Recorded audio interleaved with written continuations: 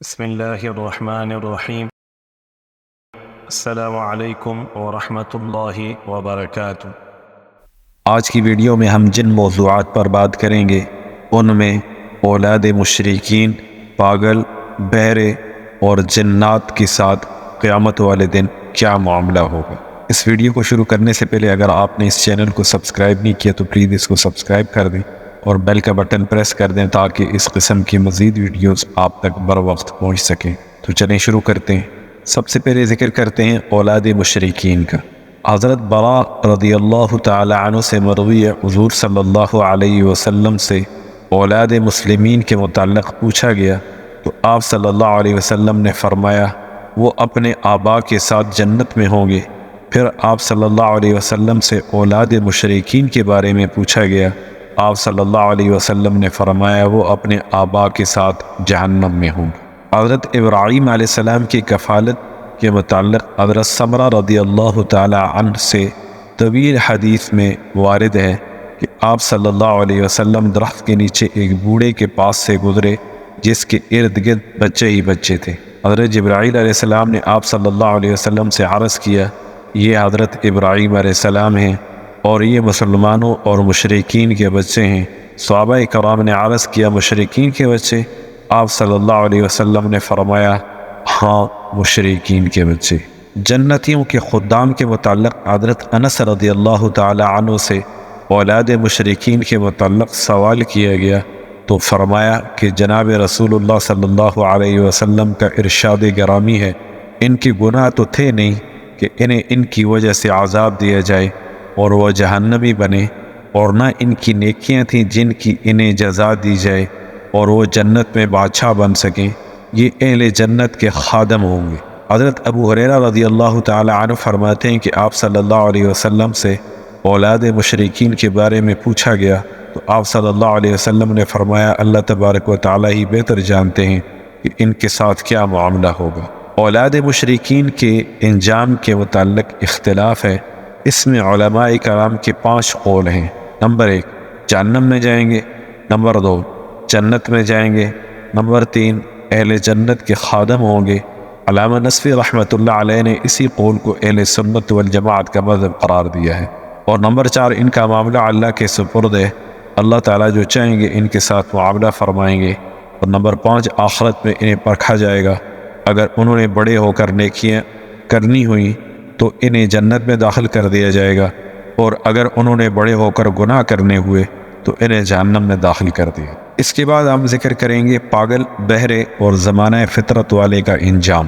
ان لوگوں کا قیامت کے دن امتحان لیا جائے گا۔ اس کے متعلق حضرت اسود بن سری رضی اللہ تعالی عنہ سے روایت ہے کہ حضور صلی اللہ علیہ وسلم نے ارشاد فرمایا 4 قسم کے لوگ قیامت کے دن احتجاج کریں گے۔ نمبر 1 بہرا شخص جو سننے پر قادر نہیں تھا، نمبر 2 احمق شخص، نمبر 3 بوڑھا کھوسٹ، اور نمبر 4 وہ شخص جو زمانہ قبل از اسلام فوت ہوا۔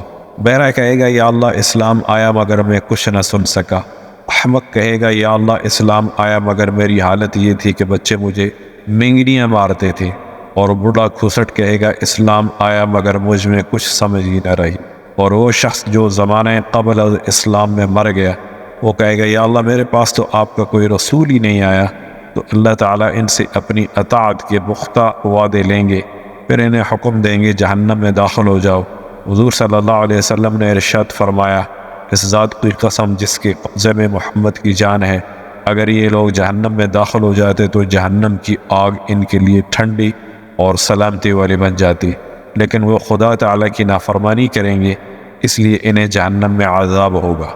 حضرت ابو ہریرہ رضی اللہ تعالی عنہ سے اس حدیث کے آخر میں یہ اضافہ بھی مرفوعا منقول ہے، جو جہنم میں داخل ہو جائے اس کے لیے تو آگ ٹھنڈی اور سلامتی والی بن جائے گی، اور جو جہنم میں داخل نہیں ہوگا اسے کھینچ کر جہنم میں ڈال دیا جائے گا۔ حضرت انس رضی اللہ تعالی عنہ سے مروی ہے حضور صلی اللہ علیہ وسلم نے فرمایا قیامت کے دن بچے، پاگل، زمانہ فطرت والے اور بوڑھے کھسٹ کو لایا جائے گا، وہ تمام حیل و حجت کریں گے، پس اللہ تبارک و تعالی جہنم کی آگ سے فرمائیں گے کہ ظاہر ہو جا۔ پھر اللہ تعالیٰ ان سب سے فرمائیں گے میں نے لوگوں کی طرف ان میں سے رسول بھیجے اور تمہاری طرف میں خود رسول ہوں، اس آگ میں داخل ہو جاؤ۔ بدبخت کہیں گے یا اللہ ہم اس میں داخل ہو جائیں، ہم اسی سے تو بھاگ رہے تھے، اور نیک بخت لوگ جلدی سے خود کو اس آگ میں گرا دیں گے۔ اللہ تبارک و تعالیٰ بدبختوں سے فرمائیں گے تم میرے رسولوں کی تو اور زیادہ تکذیب و نافرمانی کرتے، بس انہیں نیک بختوں کو جنت میں داخل کر دو اور انہیں بدبختوں کو جہنم میں داخل کر دو۔ اب بات کرتے ہیں جنات کے اوپر۔ جنات سے متعلق حضرت ابن عباس رضی اللہ تعالی عنہ فرماتے ہیں مخلوقات کی 4 قسمیں ہیں۔